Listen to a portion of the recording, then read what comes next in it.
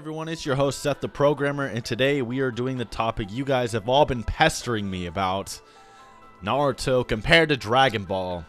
How exactly strong is he? What saga does he compare to? What character would he be most like, etc. So if you guys like what I do, you like my content, be sure to subscribe, man. I'm gonna be doing a lot more Naruto content, a lot more Dragon Ball content, a little bit of both, you know. So if you like either of those, be sure to subscribe. I always power scale both series. I'm gonna be doing Pain soon, Kakashi as well. Probably gonna be doing a lot of Dragon Ball Super that's coming up, so be sure to stick around for that. So you guys were really requesting this. I myself didn't want any part of this. I don't, because I'm trying to low-key unite the fandoms, you know, and this is not the way to go about it. But you guys are just so insistent I do this video, so here we are. Naruto versus Dragon Ball. How strong would he be in comparison? So before we start, we should probably debunk the whole rumor. Seth Kishimoto said that Naruto in the last was as strong as Captain Ginyu, and it's like, where though? Where did he say that? I actually saw that meme one time, and then I asked the guy, hey, where did you get this? And he's like, I don't know, I just found it somewhere else. And then I went there, tried to ask him, hey, where'd you get this? He's like, I don't know, I just found this somewhere. It never happened. He never said that. It's just something someone's made up. And then there's also the famous Madara equals Nappa. Seth, what are you talking about? Never stated. Please give me the interview where he says that. Oh wait, he didn't say it, so you can't.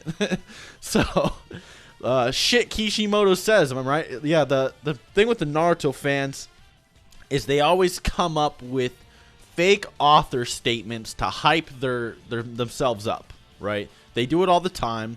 I'm a Naruto fan, and I am cursed with being part of a fandom that makes fake interview statements, right? Because, Naruto doesn't have the Kaizenshu or whatever, translating interviews and making scans like, for fucking Dragon Ball. So for Naruto fans, they just kind of make shit up and get, fan translations. So there's a lot of misinformation, but none of that is true. He's never stated anything about Naruto versus Dragon Ball. So without further ado, let's get started with the scaling. Okay, so we are going to start this off by power scaling Naruto first, and then I'll give some examples of other sagas in Dragon Ball to what he compares to. Okay, so we're going to be giving a basic power scale. If you want more in-depth power scale, I got some videos on that. I got way more in-depth power scales. I'll put those in the description. But basically what it boils down to is Naruto is at least planetary. Okay, a lot of people don't like the sound of that, but you have the guides backing it up. You have the scaling back it up, and you even have statements backing it up, right? Kaguya in the data book was stated to be able to blow up a planet. Kakashi says she's going to destroy her entire dimension. The moon cannon in Naruto that was going to destroy a moon was only powered by 100 ninja. Naruto then goes on to power like 8,000 ninja by like 3 times their chakra. Naruto casually slaps Sasuke's hand and creates a moon. It's just, there's a lot of shit. Even Kinshiki, I think, in the special Boruto, like, in one of the special Boruto guides, so not the data book. I know a lot of you guys are like, fuck the data book. This wasn't even part of the data book. It was like some kind of Boruto special. It was stated that Kinshiki was also a planet buster. And then Sasuke dicked down Kinshiki using only half his chakra because he teleported to Kaguya's dimension, which takes a shit ton of energy, and then fought Kinshiki and fucked him up. So he took him on while suppressed, and then Naruto and Sasuke then take on Momoshiki, who's even stronger than Kinshiki, and then he eats Kinshiki, and they still can take him on. So yeah, they're at least planetary. I would go with around 2 times, and if Naruto absorbs a shit ton of nature energy, like he did versus Sasuke in their final clash, which is basically the equivalent of an extra 10 tails, he'd probably be around like 3 possibly in terms of just raw chakra potency. At least 3 times small planetary. I guess you could just say normal planetary. In terms of speed, we've went over this in another video, but I will link that in the description. But he's about as fast as light in terms of reaction speed, not travel speed, but reaction speed. Although, in the last, he does jump to the moon relatively fucking quickly. So, that might be a good gauge of his speed. But basically, he dodged Madara's Light Fang, which is Sage Art Light Fang. So meaning it's Sage Art, meaning he's using natural light rays to attack Naruto. Naruto then dodges this at point blank, and no, it's not aim dodging because it was literally point blank, meaning his head moved more than the beam did. So yes, Naruto is at least faster than light and planetary. Now, where in Dragon Ball are characters faster than light and planetary? Now, the first character that comes to mind, in my opinion, would be Raditz. Okay, I know a lot of people are gonna get upset that I fucking said that. There's people on both sides. I can't win in making this video. But Raditz level is what I'm gonna go with. The reason being, Piccolo in early Dragon Ball, he shot the moon and obliterated it, right? And when he obliterated the moon, he like obliterated it into non-existence. And to destroy the moon takes about 29 exotons of force to destroy its gravitational pull. But what he did is he obliterated the moon to utter non-existence in like a matter of seconds, which requires at least small planetary levels of force. And then Raditz is like around 3 times stronger than that Piccolo, give or take. So in terms of, you know, attack potency, you know, Raditz would be probably around that level.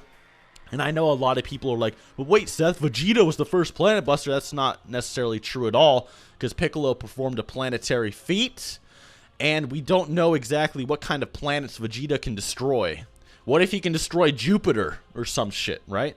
Well, it's stated he was going to destroy Earth, but it's also stated in another guides that you just need a power level of 10,000 to destroy planets, any unnamed planets. And Earth is actually considered a small planet in Dragon Ball. So a normal planet would be much larger than Earth. And Vegeta is stated to be able to destroy these things. So yeah, Vegeta is not like the bare minimum for a planet buster. Raditz is perfectly fine to be a planet buster. Raditz dodged the special beam cannon, okay? The thing about the special beam cannon is that Piccolo was able to blow up the moon in around 4 seconds, give or take. And the special beam cannon is like 3 to 4 times faster than that blast that hit the moon. And if you know, divide 4 by 4, you get about 1 second, and it takes about 1.2 seconds to hit the moon, meaning that the special beam cannon was around the speed of light. I also have a video on that I'll be putting in the description as well. So with that logic, you could easily say that Naruto is at least Raditz level, okay? Now, I know a lot of Naruto fans are going to be mad, and I know a lot of, you know, Naruto down players are also going to be mad. So, like I said, I can't really win here. But in my opinion, as a guy that's read Naruto fucking 10 times, as a guy that's seen Dragon Ball at least 10 times, as a guy that's been debating them for 3 years, this is the conclusion I came to, okay?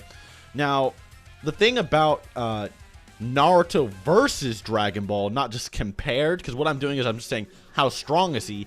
The difference between versus and comparing is a big thing, because Naruto characters are extremely skilled and potent, like, with their techniques. So, an example, let's say that Naruto is as strong as Raditz, okay?